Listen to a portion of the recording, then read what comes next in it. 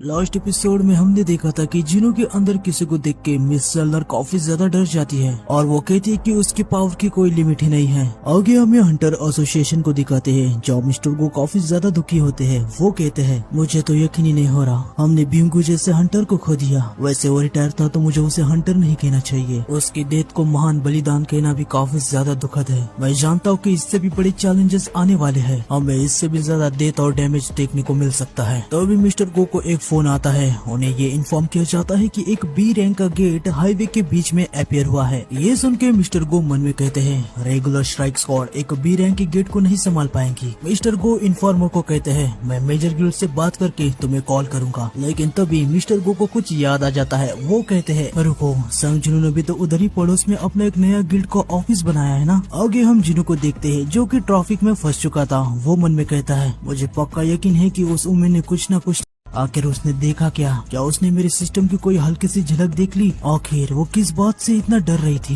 मैंने उनकी आंखों में डर देखा था। पता नहीं अब इन सब के बाद वो मुझसे मिलेगी भी या नहीं। वैसे आज इतना ट्रैफिक क्यों है, इसलिए मैं सबवे लेना पसंद करता हूँ। तो भी जिनो को मिस्टर गो का कॉल आ जाता है। वो कॉल को उठाता है। मिस्टर गो उसे कहते हैं हेलो मिस्टर संग, ये मैं हूँ गोगुने। जिनो उनसे कहता है हेलो सर, क्या मैं आपकी कोई मदद कर सकता हूँ? मिस्टर गो जिनो को बी रैंक के गेट के बारे में बता देते हैं। ये सुन के जिनो कहता है क्या रोड के बीच में एक गेट अपेयर हुआ है तो इसकी वजह से इतनी सारी ट्रैफिक लगी है? आगे मिस्टर गो जिनो से कहते हैं क्या तुम उस बी रैंक के गेट को अकेले संभाल लोगे? जिनो उनसे कहता है क्या मैं बिना परमिट के गेट के अंदर जा सकता हूँ? ये सुन के मिस्टर गो हंसने लगते हैं। वो जिनो से कहते हैं मुझे ये बताओ कि परमिट देने का काम आखिर कौन करता है? जिनो कहता है वो तो हंटर एसोसिएशन करती है। मिस्टर गो जिनो से कहते हैं तो अभी तुम किससे बात कर रहे हो? जिनो समझ जाता है। वो हल्का सा मुस्कुरा देता है और कहता है मैं अभी हंटर एसोसिएशन के चेयरमैन से बात कर रहा हूँ। मिस्टर गो कहते हैं चिंता करने की कोई भी जरूरत नहीं है। आगे हम देखते हैं कि गेट के बारे में रिपोर्टर रिपोर्ट कर रही होती है। जिनो यहाँ पे आ चुका था। वो आगे एक एजेंट सबको अच्छे से एक सेफ जगह जाने की दिशा दे रही होती है। जिनो गेट की तरफ जाने लगता है। तब वो एजेंट जिनो को कहती है रुक जाओ, ये रेस्ट्रिक्टेड एरिया है। तभी वो जिनो को जरा गौर से देखती है और उसे कहती है कि आप यस रैंक के हंटर जिनो हैं? ट्रैफिक में से भी काफी सारी पब्लिक जिनो को देख के काफी ज्यादा हैरान हो जाती है। वो कहती है वो तो संग जिनो है ना, शायद वो गेट को क्लियर करने के लिए आया है। एजेंट जिनो से कहती है आखिर आप यहाँ पे क्या कर रहे हो? भले ही आप यस रैंक के हैं, इसका मतलब ये नहीं कि आप प्रोटोकॉल को इग्नोर करेंगे। क्या आपके पास गेट के अंदर जाने का एंट्री परमिट है? अगर आपके पास है भी फिर भी मैं आपको अंदर नहीं जाने दे सकती। आपको यहाँ जरूरत के हिसाब से पार्टी मेंबर के साथ आना होगा। इसकी ये बकवास खत्म ही नहीं हो रही होती है। जिनो इससे काफी ज्यादा इरिटेट हो जाता है। वो सीधा मिस्टर गो को कॉल लगा देता है और कहता है सर मैं अभी गेट के सामने खड़ा हूँ, लेकिन यहाँ पे थोड़ी प्रॉब्लम हो गई है। जिनो उस एजेंट को फोन पे बात करने के लिए कहता है।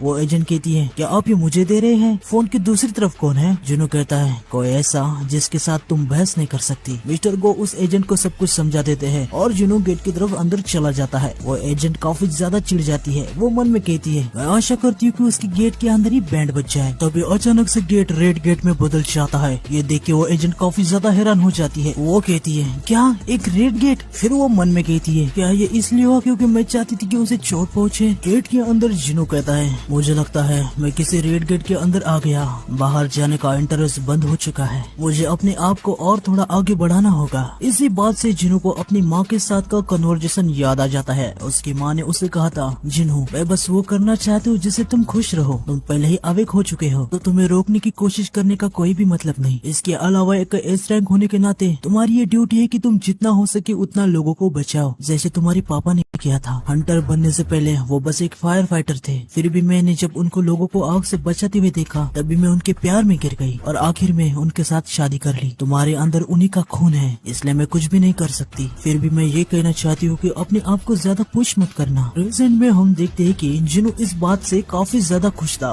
वो कहता है माँ मेरे हंटर बनने के खिलाफ नहीं है। ये सुन के मुझे काफी ज्यादा सुकून मिला। आगे हम देखते हैं कि वहाँ पे काफी सारे बीस्ट आ जाते हैं। जिनो भी अपनी शैडो आर्मी को समन करता है। वो कहता है मुझे नहीं लगता कि इस डंजन में मुझे कुछ खास चैलेंज मिलेगा, वैसे एक ही दिन में खत्म कर दूंगा। आगे हम देखते हैं कि शैडोज और बीस्ट की फाइट स्टार्ट हो जाती है। मेल शैडोज अपनी फायर का यूज करके बीस्ट पे हमला कर देते हैं। जिनो कहता है हंटर सिर्फ हंट करने के लिए ही पैदा होते हैं और जिनसे वो फाइट करते हैं वो बीस्ट ही उनके इनिमी नहीं होते। ऐसा कहते हुए हमें जूही को दिखाते हैं। वो अपने सदमे से बाहर आने के लिए काफी ज्यादा फोकस कर रही है। आगे जिनो कहता है हंटर को हमेशा सावधान रहना चाहिए, कहीं वो दूसरे हंटर से हंट हंट ना हो जाए। ये सिचुएशन किसी भी पल बदल सकती है। भले ही हजारों बीस्ट हंट करने के लिए है, लेकिन एक हंटर कभी भी हंट करना नहीं छोड़ता। आगे हम देखते हैं कि शैडो सोल्जर्स ने यहाँ पे जितने भी बीस्ट थे उन्हें खत्म कर दिया। फिर एक डंजन के अंदर हमें जेम्स को दिखाते हैं। वो कहता है तुम कौन हो? आगे हम देखते हैं कि वो सिलाद होता है। वो कहता है एक बार फिर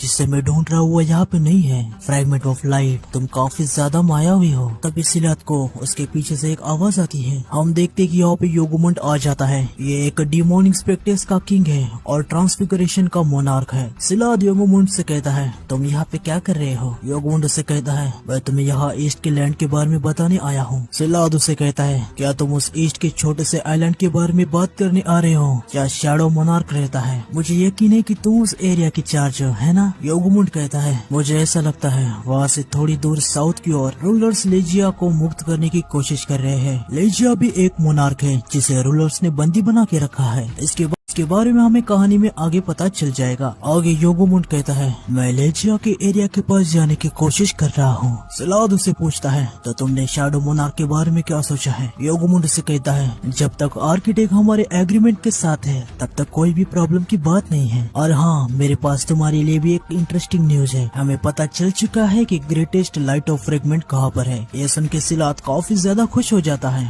और वो कहता है वाह क्या बात है, मुझे तो यकीन ही नहीं हो रहा कि ये इन्फॉर्मेशन बताने के लिए तुम खुद यहाँ पे आए हो। योगमुंड उससे कहता है तो उसके बारे में तुम क्या सोचते हो? सिलाद उसे कहता है अगर तुम ये मौका मुझे दे रहे हो तो मैं इसे खुशी से एक्सेप्ट करूंगा, लेकिन इससे ज्यादा इम्पोर्टेंट मुझे ऐसा लगता है कि हमें लालच दिया गया है। आगे हम देखते कि वहाँ पे संगजुन के पापा संगीवान आ जाते हैं। उसे देख के सालिद कहता है उसके जैसे किसी के पास फ्रेगमेंट के ऐसी पावर्स नहीं होनी चाहिए। मुझे शक हो ही रहा था कि इसने अपने ड्रेस को ऐसे पीछे क्यों छोड़ा। ऐसा लगता है वो फिर से हमारे रास्ते में आना चाहता है। संगिलवान कहता है तुमने ईस्ट के तरफ के किसी छोटे से लैंड के बारे में बात की ना? क्या तुम साउथ कोरिया के बारे में बात कर रहे थे? उसे देख के सालिद थोड़ा सा शॉक हो जाता है। शायद ये लोग पहले भी मिल चुके हैं। सिलाद उसे कहता है तो ये तुम हो? पीछे से योगमुंड सालिद से कहता है फ्रॉस्ट मोनार्क उस जैसे कमजोर के साथ खेलने के लिए हमारे पास टाइम नहीं है। सालिद संगिलवान से कहता है हमें पकड़ सकते हो तो पकड़ लो। संगिलवान अपने डैगर को निकालता है और इन पे हमला करने के लिए आ जाता है, लेकिन फ्रॉस्ट मोनार्क अपने फ्रॉस्ट से उसके अटैक को ब्लॉक कर देता है। इन दोनों के अटैक की वजह से वहाँ पे काफी बड़ा एक्सप्लोजन हो जाता है। आगे हमें रेड गेट के अंदर दिखाते हैं जहाँ डंजन का बॉस आ जाता है। वो जिनू से कहता है तो तुम हो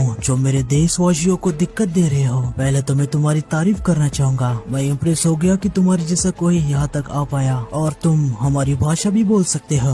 मेरे साथ ही इसी एरिया में छिपे हुए हैं। आगे हम देखते हैं कि बॉस काफी ज्यादा जोर से चिल्ला के सब लोगों को बाहर आने के लिए कहता है, लेकिन हम देखते हैं कि बाहर कोई भी नहीं आता क्योंकि जिनू की शैडोज ने ऑलरेडी उनको मार दिया होता है। बॉस हैरान हो जाता है, उसे कुछ समझ नहीं आ रहा था कि आखिरकार कोई बाहर क्यों नहीं आ रहा। जिनू बॉस से कहता है तुम काफी ज्यादा फनी बंदे हो, तुम मुझे मेरे कद से जज कर रहे हो। आगे जिनू अपनी 4th शैडो आर्मी को बुलाता है। सारे सोल्जर जिनू के पास आ जाते हैं। शैडोज अपने हाथों में स्वॉर्ड्स में बीस्ट को लटका के लाए थे। जिनू बॉस से कहता है देखो कोई भी नहीं बचा। ये देख के बॉस काफी ज्यादा डर जाता है। वो कहता है आखिर इनके साथ क्या हुआ। तब एक शैडो कटे हुए बीस्ट का सर बॉस के मुंह पे फेंक के मारता है और बाद में वो सर बॉस के हाथ में गिर जाता है। इससे बॉस को काफी ज्यादा गुस्सा आ जाता है और फिर बॉस की आर्मी और जिनू की शैडोज की आर्मी की फाइट स्टार्ट हो जाती है। आयरन और हाई ऑर्ग बॉस के आर्मी को काट रहे होते हैं। तभी जिनू पे 2 बीस्ट अटैक करने के लिए आ रहे होते हैं, लेकिन पीछे से टैंक आ जाता है और अपने पंजों से उन दोनों को काट डालता है। बॉस चिल्ला के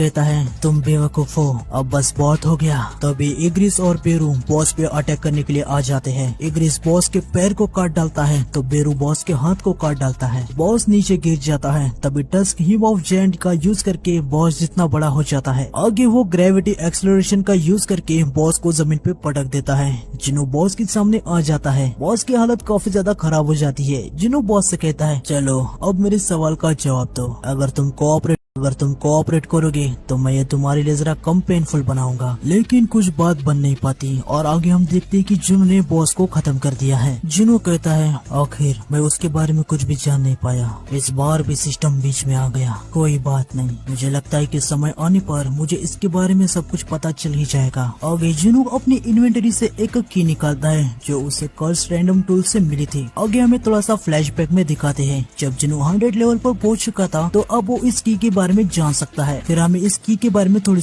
सी इन्फॉर्मेशन दी जाती है। ये की कार्टिनन टेम्पल की है, जो कि टेम्पल के अंदर जाने के लिए यूज होगी। इसका यूज तब होगा जब दिए गए टाइम के बाद गेट की लोकेशन रिवील हो जाएगी। अभी गेट ओपन होने में 417 घंटे 6 मिनट बाकी है। यह सब देखने के बाद जुनू मन में कहता है, कार्टिनन टेम्पल की मैं भूलना भी चाहूँ तब भी मैं उस जगह को नहीं भूल सकता। वो डबल डंजन सिस्टम मुझे वहाँ पे फिर बुला रहा है जहाँ से इस सब की शुरुआत हुई थी, लेकिन अब मैं बदल गया हूँ। अगर ये सब कुछ शुरुआत से प्लान किया गया था तो इसके बदले अगर कोई मेरा वहाँ पे वेट कर रहा है तो तुम जरा रुको, मैं जल्दी तुम्हें मिलने आऊंगा। तो